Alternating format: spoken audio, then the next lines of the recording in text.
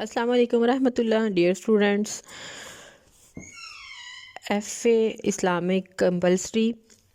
آج آپ لوگوں کا ٹاپک ہے سچائی، پیج نمبر 137. سچائی کو اگر ہم دیکھتے ہیں تو صدق کے معنی ہے، یعنی راست گوئی اور سچ بولنا.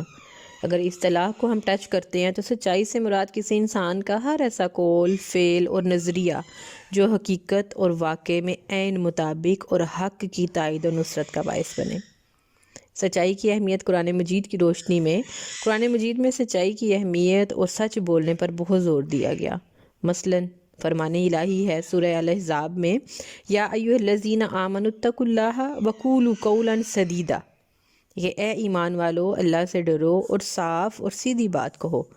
پھر رب کریم ارشاد فرماتا ہے سورہ توبہ میں، یا ایھا الذین آمنوا اتقوا اللہ وکونوا مع الصادقین، اے ایمان والو اللہ سے ڈرو اور سچوں کے ساتھ ہو جاؤ.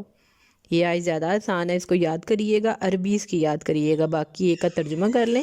یا ایھا الذین آمنوا، کہ اے لوگو جو ایمان لائے ہو، اتقوا اللہ ڈرو اللہ سے، وکونوا اور ہو جاؤ، مع الصادقین صادقین کے ساتھ، یعنی سچوں کے ساتھ. یہ تھی قرآن کی روشنی میں. اگر ہم احادیث کی روشنی میں دیکھتے ہیں تو احادیث مبارکہ میں سچائی کی اہمیت اور سچ بولنے پر بہت زور دیا گیا ہے.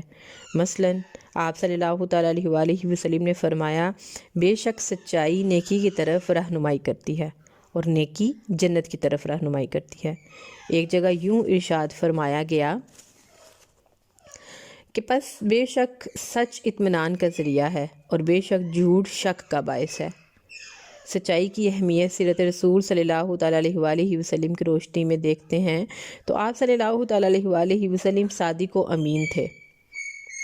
آپ اپنے نبوت کے دعویٰ سے پہلے، جب آپ نے دعویٰ کیا کہ میں نبی ہوں، اس سے پہلے بھی آپ کافروں میں سچے مشہور تھے، اور آپ کی بات پر تصدیق منوان سب لوگ، تمام کافر لوگ بھی آپ کی بات کو مانتے تھے کہ آپ سچ بولتے ہیں.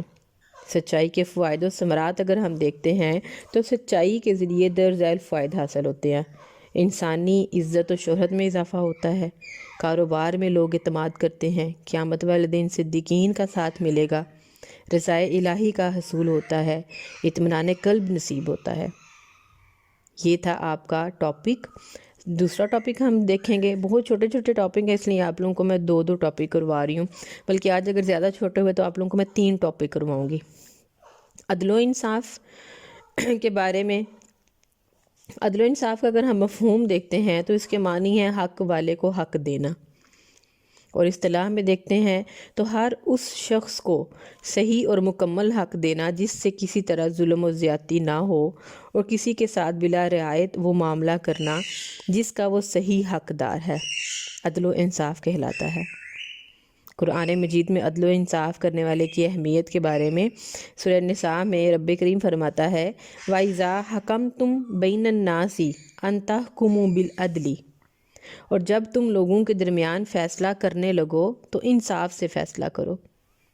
پھر احادیث میں عدل و انصاف کرنے والے کی اہمیت کے بارے میں اللہ کریم فرماتا ہے کہ قیامت کے روز اللہ تعالیٰ 7 آدمیوں کو اپنے عرش کے سایہ میں جگہ دے گا.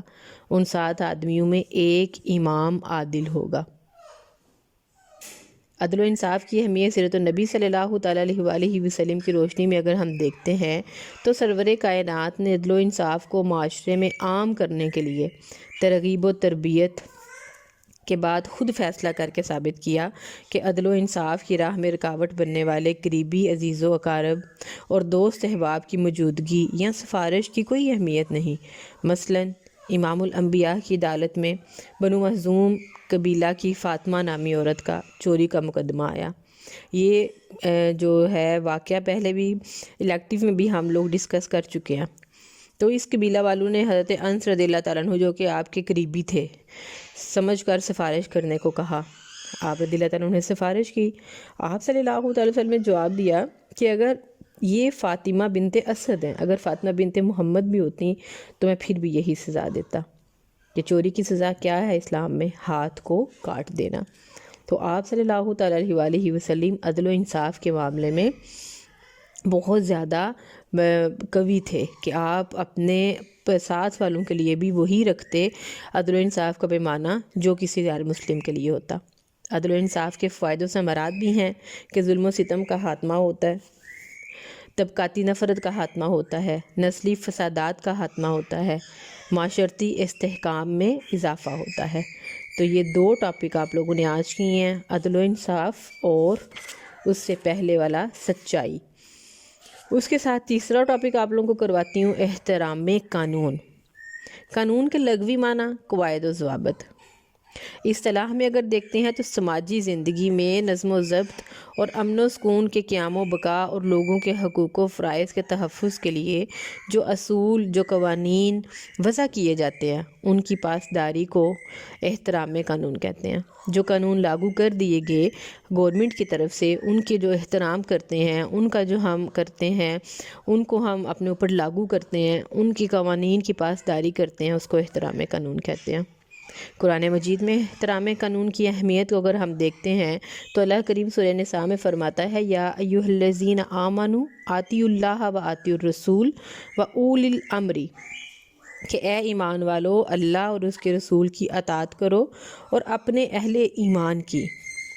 احادیث کی روشنی میں اگر ہم دیکھتے ہیں تو احادیث کی روشنی میں احترام قانون کی اہمیت کو واضح کرتے ہوئے آپ صلی اللہ تعالیٰ علیہ وآلہ وسلم نے فرمایا، اگر کوئی حبشی بھی تمہارا امیر بنا دیا جائے تو وہ اللہ اور اس کے رسول صلی اللہ تعالیٰ علیہ وآلہ وسلم کا حکم دے تو تم پر اس کی اطاعت فرض ہے۔ یہ حدیث صحیح بخاری اور صحیح مسلم میں ہے۔ صحابہ کرام کی سیرت میں احترام قانون کی اہمیت کو اگر ہم دیکھتے ہیں تو ایک دفعہ حضرت علی کی اپنے دور خلافت میں زرہ گم ہو گئی۔ یہ واقعہ بھی ہم پہلے پڑھ چکے ہیں، اور وہ ایک یہودی کے پاس سے ملی۔ یہ مقدمہ قاضی شریع کے عدالت میں پیش ہوا۔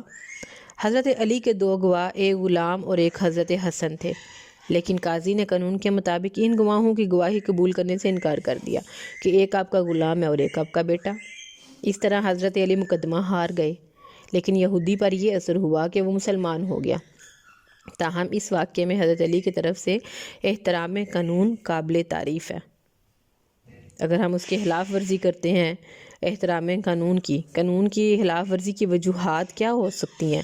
خود غرضی اور مفاد پرستی، اپنے آپ کو قانون سے بالا تر سمجھنا، اور جو اپنے آپ کو بالا تر سمجھتے ہیں ان کے لیے ہمیشہ پستی ہی ہوتی ہے۔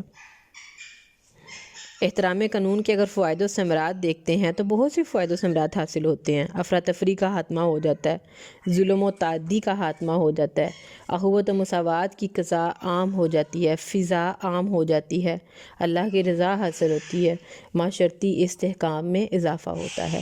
تو یہ 3 کویسچن آج ہم نے پڑھے ہیں، سچائی، عدل و انصاف اور احترام قانون۔ بہت چھوٹے چھوٹے ٹاپک ہیں تینوں کا۔ اس کا ترجمہ القرآن کا ہمارا الحمدللہ سلیبس کور ہو چکا ہے۔ اس کی جب ہماری فزیکل کلاسز ہوں گی تو ان کی ریویژن سٹارٹ کریں گے، اور اس کو ہم انشاءاللہ کمپلیٹ کرتے ہیں تاکہ اس کی بھی ریویژن سٹارٹ کی جائے۔